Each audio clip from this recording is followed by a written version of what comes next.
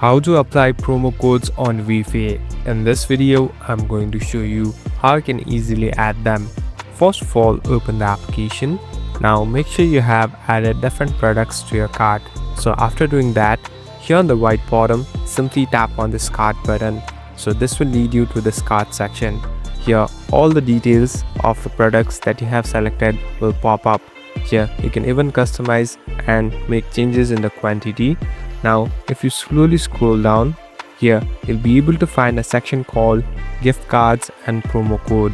Simply tap on promo code, and this is the place where you can enter the promo code. So make sure that this is a valid promo code that you're using. So after you enter all the details, the deduction or the discount will be added to the total price, and you can easily check out your product, and it's done. Thank you for watching this video. I hope this video will help you.